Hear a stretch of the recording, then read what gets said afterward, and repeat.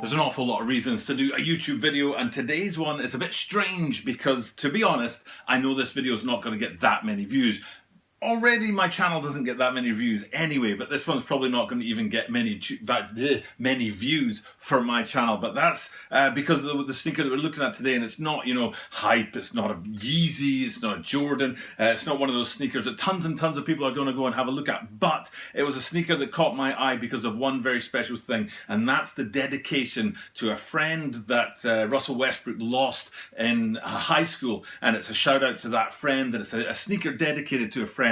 And when I saw that, I thought of the people who, in my life, of course, I've lost people in the time, you know, that I've been around, and some people before their time, and some people, you know, on time, if you like, because, you know, grandparents and things like that. So when I saw this sneaker, I thought, you know what? Yes, I think that sneaker deserves to get a little bit of push. You know, it won't make much difference. My making a video about it, I'm sure it won't sell that any extra shoes because I'm making a video about it. But I think just, you know, pushing it out there and then making one extra video to say, you know, this is something worth talking about. This is a sneaker that has a story that, you know, we can all relate to. We've all lost people, like I said, and we've all lost people in a, you know, when their time came, or in an untimely manner, as the case is with this shoe. So that was why I decided to do it today. Don't think it's going to fly very far for the channel, but I think it's worth doing, and worth, you know, especially at this time, to sort of do a video that shouts out to the people who are gone but not forgotten. So without further ado, let's get into today's video, which is the Jordan Why Not 0.3 KB3. This is the Talk About a Sneaker channel, Talk About a Sneaker channel des. Mainichi absurdo den mainichi mite kudasai. Every single day from Japan I bring you content about upcoming sneaker releases, sneaker news and sneaker reviews. And today what we're doing is looking at a Russell Westbrook tie-up with the Jordan brand for a Why Not 0.3 KB3. And KB3 is the friend of Russell Westbrook, who passed away when he was just 16 years old. Kelsey Bars, I think is how you pronounce his name, although I'm not entirely sure because the spelling isn't traditional spelling that I would sort of, you know about myself. But that KB3 is tied to his friend who lost in high school, a basketball friend, a compatriot. People said of this, of Kelsey Bars, that he was potentially going to be stronger than any other player of his generation that came out of that school, which is saying something when Russell Westbrook came out of there himself, and he's one of the stars of the show right now. And it's great that, you know, even though we're talking about something that happened many, many years ago, there's still that respect and that honor from Russell Westbrook to pay service or pay memory to his fallen friend. So, and that's you know, that's why I want to bring this sneaker to you guys today. Hope you guys appreciate the content. I hope you appreciate the story behind the sneaker. What I'm going to do is I'm going to go through bit by bit and look at all the different parts of the sneaker and tell you all the little details that you need to look for, why this is actually a good sneaker on its own, but also with that story, a sneaker that you can get behind, go out there, put your hand in your pocket and buy these guys.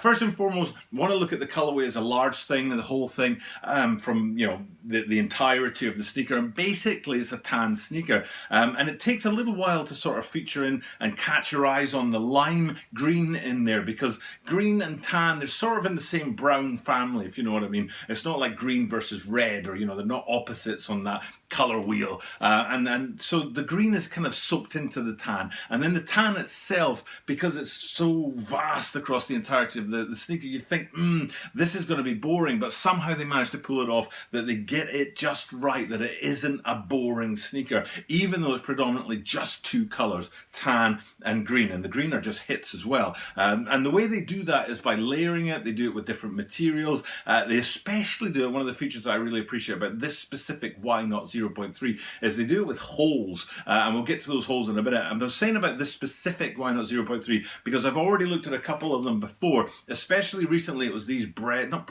these black cements here, which was a call out to the Jordan 3 black cement line, and that elephant print on there was very sort of predominant. I myself got it. I thought it was a worthy, honourable call out to the Jordan 3s. I thought it was an effective way of paying honour to that. Sometimes when you get these sneakers, for example, the infrared 17s from the LeBron line, that I didn't really like that. I didn't think they paid respect to the 6s in the right way. But I think the 0.3 black cements do pay respect to the 3s, and they still have their own uniqueness. And you can see that behind me here. I also in that video talked about another one which is called like Splash Zone or something like that, which is a totally different sneaker, but we'll just leave that aside for now and focus on those black cements. And then here we are with this, the KB3s, and that tan upper on there. If you think about those black cements, there's enough going on with the red, the black, and the elephant print on there to give you enough points of sort of interest and places to look, so that it didn't have this blandness about it. And they managed to avoid the blandness in this sneaker with a lot of different features, which I really, really appreciate, even though it's predominantly that one color.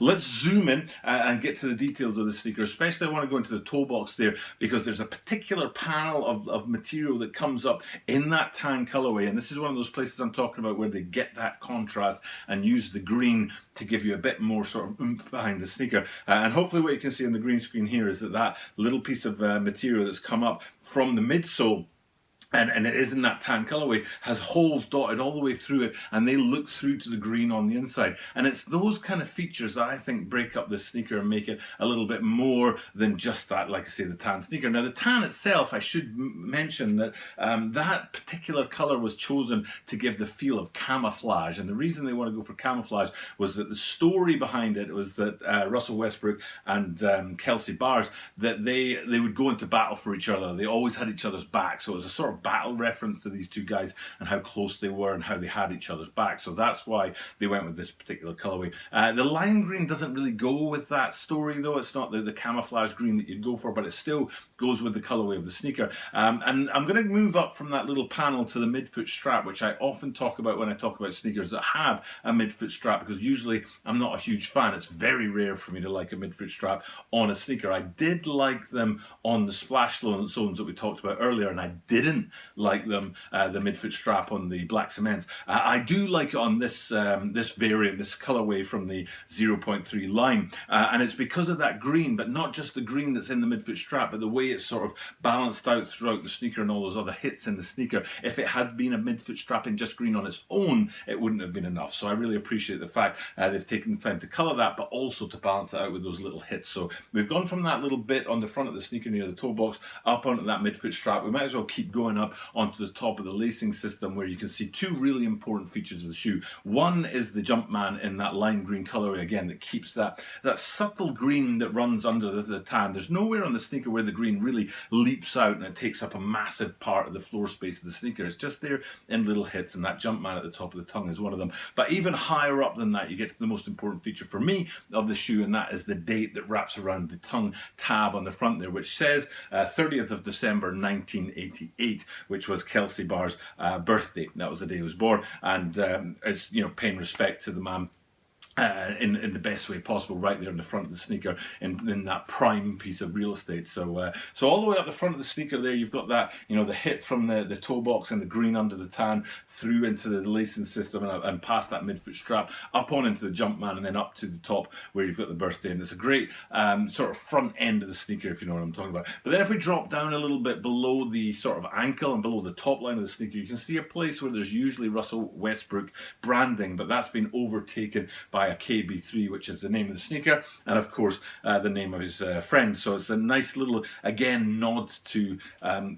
Kelsey, and a nod to his, you know, calling out and paying honour to his friend in that way. So for me, that's a great little detail on the shoe. Another place I really like to look on these guys is when we flip them upside down and have a look at the sort of midfoot shank. You can see sort of tucked in there is a really subtle Jumpman, and I really kind of appreciate that as well. I think the colour of that, it goes with the upper because it's that sort of almost a gold feel to it, but because the Jumpman matches the colour on there, it really does a good job of sort of not overpowering the midsole and the outsole of the shoe, or overpowering the colour above. So I think it really works well together, and it just sort of brings the shoe together really nicely. Now I'm talking about all the subtle elements that you see on that upper and even that midfoot shank and down into the outsole and the midsole. What's not at all subtle is when you have a look from above into the insole and you get this just bash of green. It's almost like they were holding themselves back and sort of restraining themselves on the top half of the sneaker, and then when they got to the inside, they maybe less